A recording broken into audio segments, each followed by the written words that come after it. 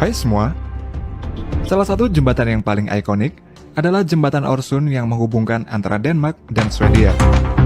Jika dilihat dari atas, maka seolah-olah jalan yang ada pada jembatan ini berjalan di tengah laut. Pembangunan jembatan Øresund ini juga sangat rumit dan banyak tantangan karena jembatan ini terdiri dari pulau buatan dan terowongan bawah laut. Karena itu untuk membangun jembatan Øresund ini menghabiskan biaya yang sangat besar yang mencapai puluhan triliun rupiah.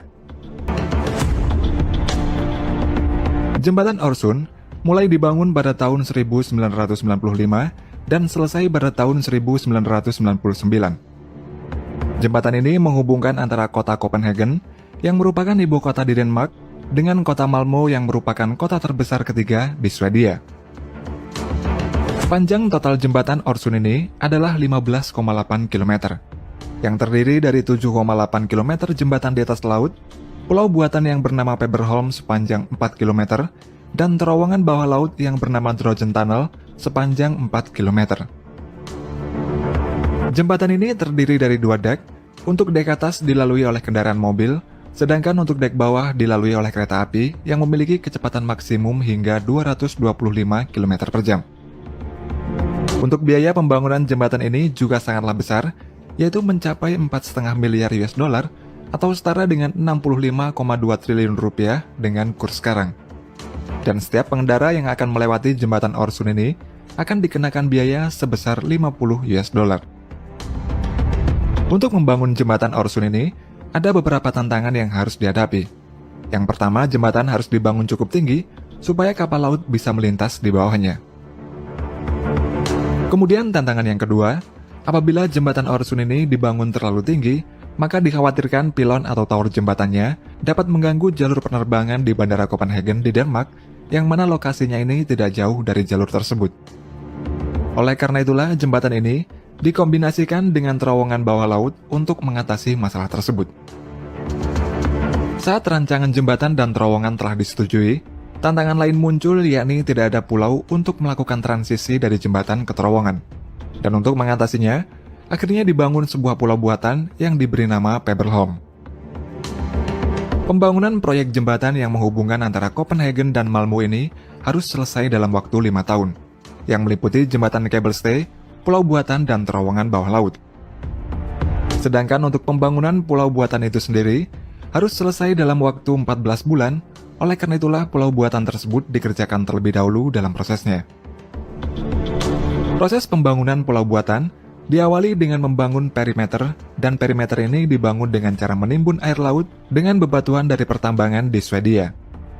Total bebatuan yang ditimbun tersebut berjumlah 18 juta ton, yang dibawa dengan menggunakan 16 kapal tongkang, dan selama proses penimbunan tersebut menggunakan sistem GPS agar tepat pada lokasi yang telah ditentukan. Fase berikutnya adalah pengerukan material dasar laut untuk membuat parit. Nantinya parit ini bertujuan untuk membuat jembatan dan terowongan bawah laut. Sebanyak 11,5 juta meter kubik material dikeruk di dasar laut setiap harinya. Pengerukan tersulit adalah membuat parit yang akan digunakan untuk membangun terowongan bawah laut, di mana kedalamannya ini mencapai 11 meter dan lebarnya 46 meter sepanjang 4 km. Fase berikutnya adalah pembangunan terowongan bawah laut. Terowongan ini menggunakan sistem segmen yang berjumlah 20 segmen, dan tiap segmen tersebut memiliki panjang 175 meter, lebarnya 38 meter, dan tingginya 8,5 meter. Untuk pembuatan segmen-segmen tersebut membutuhkan waktu sebulan, dan total waktu untuk membuat semua segmen tersebut adalah 20 bulan.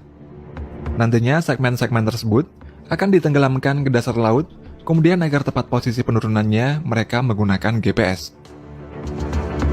Lalu dalam pembangunan jembatan, dikarenakan Selat Øresund ini hanya memiliki kedalaman 7,5 meter, sehingga untuk membawa pondasi jembatan ke lokasinya tidak bisa dengan cara diapungkan. Namun dengan cara lain, yakni dengan cara dibawa menggunakan floating crane yang bernama Svanen, yang mampu mengangkat beban lebih dari 8.000 ton dan memiliki tinggi 100 meter. Ketika sampai di lokasi, pondasi tower akan diturunkan dan dipantau dengan GPS pada lokasi yang sudah digali sebelumnya. Untuk selanjutnya adalah pemasangan double deck. Double deck pada jembatan Øresund ini memiliki berat 5.500 ton dan untuk membawanya menuju ke lokasi juga menggunakan Svanen. Double deck tersebut masing-masingnya memiliki panjang 140 meter dan lebarnya 23,5 meter, serta dirancang agar aliran udara di dalamnya itu tetap di bawah 60% sehingga kelembapannya selalu terjaga supaya tidak terjadi karat.